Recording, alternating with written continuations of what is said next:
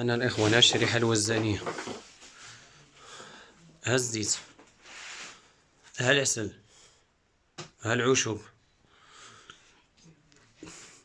هذه هي السلعة العسل اللي عطت لك الحبيب. هذه هي هذه، وكاينة هذه.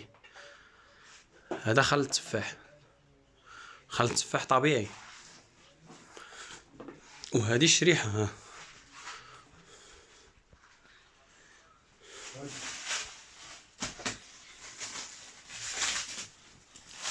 وهذه هي المومو ديال الشريحة، المعسلة المعلكة الواعرة. شوف كي دايرة تبارك الله ما شاء الله. اللي بغى منا شي حاجة راه كنرسلو، ولكن راها غالية هي للاهم، وفي الثمن فايتاهم. واللي حاب شي حاجة مرحبا. أي حاجة المنتجات الوزانية نسردوها، أي واحد بغاها في أي بلاد كنسردوها. مرحبا بالجميع. هذا الزعتر،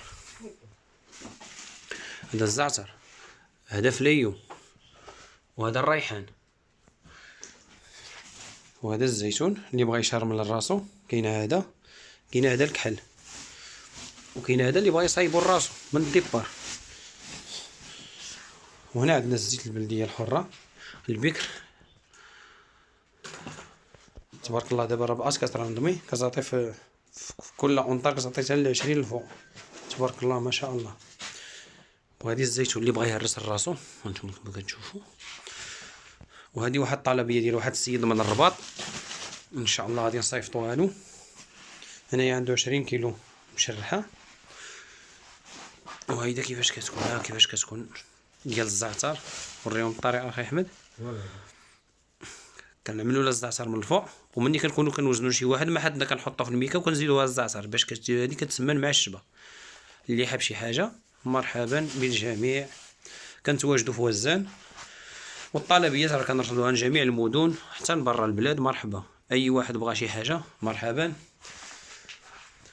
عندنا القرقاع بلدي ها هو، عندنا الزبيب بلدي ها هو. يعني اي حاجه بلديه كنخدموا بها، حتى من العدس حتى من هادشي بلدي. هادي اللي كرموس الكحله، الغدان اللي كيعرف الغدان هذه هي لالاهم حتى هي تبارك الله. واحد الحلاوه فيها ما شاء الله تبارك الله. اللي حاب شي حاجه الاخوان مرحبا. حنا كنتواجدوا في مدينه وزان، وكنعملوا ارساليات لجميع المدن حتى لبرا حتى الدول كنصيفطوهم. الناس كيوصلهم هادشي هذا وكيقولوا لنا تبارك الله عليكم هادشي زوين. وان شاء الله اللي حاب شي حاجه مرحبا بالجميع.